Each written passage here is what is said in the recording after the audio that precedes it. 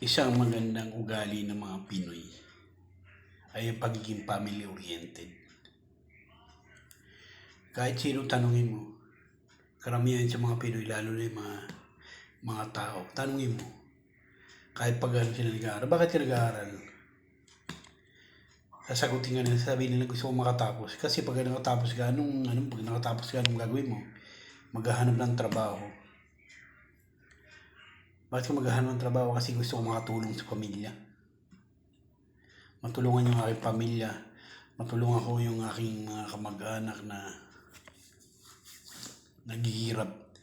Yan ang lagi nilang sinasabi. Kahit sinong tanongin mo. Estudyante, yung iba nga ang sagot. Gusto ko mag-abroad. Pagkatapos ko mag-aaral, gusto ko mag-abroad. Bakit ka mag-abroad? Kasi gusto kong tumulong sa pamilya ko. Sa mga kamag-anak ko naghihirap. Yun ang laging ano nila. Pangarap nila, tingnan mo hindi pagiging makasarili yan. Ibig sabihin yan talagang mapagmahal sila sa mga kamag-anak nila, sa mga mahal nila sa buhay. Yan ang isa sa magandang ugali na sinasaluduhan ko sa mga Pinoy. Laging mabibig nila, gusto ko mag-abroad kasi gusto kong tulungan yung aking pamilya. Makaahon sa hirap. Alam niyo, may mga bagay na rito meron ako sa social media narinig. Nalungkot ako, sabi ko. Kasi sabi niya, bakit ko kinakailangan dalhin ang responsibilidad ng aking mga kamag-anak, ng aking mga kapatid, tapos dapat sila yung sa kanilang sarili. Parang kung unawain mo yung niya, parang siyang may punto, pero tutusin.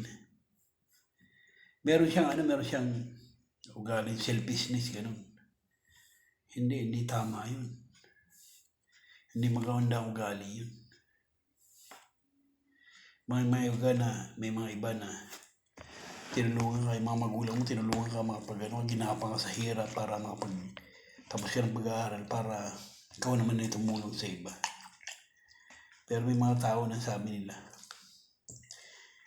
bakit ako tutulong sa kanila? Buhay naman na nila yun.